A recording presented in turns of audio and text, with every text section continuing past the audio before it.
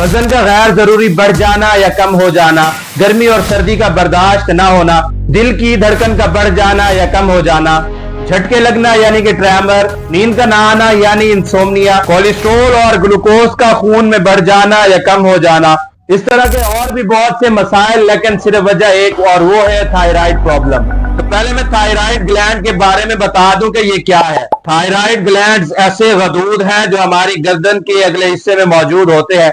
एक बटरफ्लाई यानी तितली की तरह का खूबसूरत गदूद है जो कि खून में थायराइड हार्मोन खारिज करता है, जिनमें थायरोक्सिन यानी T4 और ट्राई आयोडोथायरोनिन या T3 शामिल है। ये हार्मोन्स ऐसे कीमियाई मादे हैं जो जिस्म के हर खुलिये पर असर करते हैं, जैसा कि हमारे दिल, हमारे डाइजेस्टिव सिस्टम यानी कि हाजमे के निजाम, हमारे मूड, हमारे वजन और ग्रोथ के साथ साथ बाकी सिस्टम पर भी इफेक्ट करते हैं। अब अगर थायराइड गदूद में कोई मसला होगा तो वो या तो हाइपरथायराइडिज्म की शक्ल में सामने आएगा जिसमें हार्मोन ज्यादा बनना शुरू हो जाते हैं, या फिर हाइपोथायराइडिज्म की शक्ल में सामने आएगा जिसमें हार्मोन की प्रोडक्शन कम हो जाती है।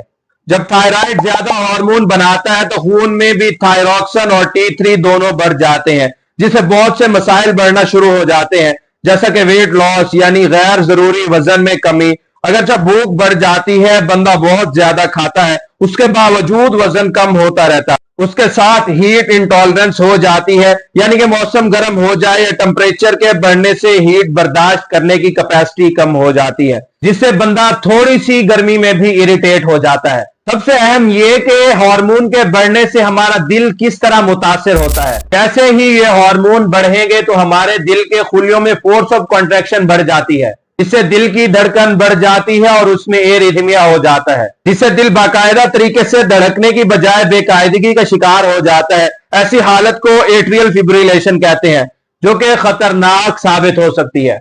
इनके अलावा हाइपरथायराइडिज्म में झटके लगना यानी ट्रेमर शुरू हो जाते हैं, बंदा एंजाइटी और डिप्रेशन का शिकार हो जाता है, इंसोम्निया यानी नींद ना आने का मसला हो जाता है, डाइजेस्टिव सिस्टम के डिस्टर्ब होने से डायरिया भी हो सकता है। फीमेल में मेंस्ट्रुअल प्रॉब्लम होते हैं, हड्डियां कमजोर होना शुरू हो जाती हैं क्योंकि कैल्शियम खून में बढ़ना शुरू हो जाता है, जबकि हड्डियों में कैल्शियम की कमी होना शुरू हो जाती है, पट्टों में कमजोरी हो जाती है, खून में कोलेस्ट्रॉल कम होना शुरू हो जाता है, जबकि ग्लूकोज बढ़ना शुरू हो जाता है, जो कि खतरनाक हो सकता है। इन सब मसलों को रोकने के लिए ये जरूरी है कि हार्मोन कम बने। उसके लिए ऐसी खुराक का इस्तेमाल कम कर दे जिसमें आयोडीन की वाफिर मिकदार होती है, जैसा कि आयोडीन नमक, सी फूड यानी समुद्री खुराक, खासतौर पर समुद्री मछली, डेयरी प्रोडक्ट, बीफ यानी बड़ा गोश्त, अनाज से बनी चीजें जैसा कि ब्रेड, पास्ता और पेस्ट्री, उनके साथ अंडे की जर्दी भी इस्तेमाल ना करें।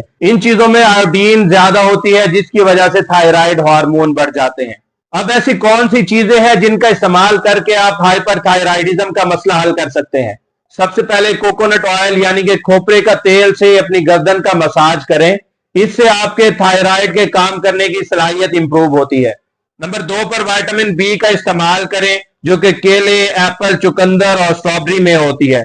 नंबर 3 पर बीन्स का इस्तेमाल करें, जो कि फाइबर से भरपूर होते हैं। नंबर 4 पर जिंजर यानी कि अदरक का इस्तेमाल करें, जिस पर मैं तफसील से वीडियो बना चुका हूं, उसका लिंक नीचे डिस्क्रिप्शन में और साइड पर आई बटन में मिल जाएगा।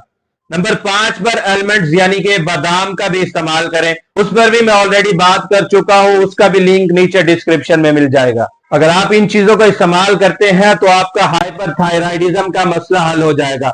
अगर ना हो तो फौरन अपने डॉक्टर से रजू करें ताकि इस मसले को फौरन कंट्रोल कर लिया जाए और संगीन नताइज से बचा जा सके।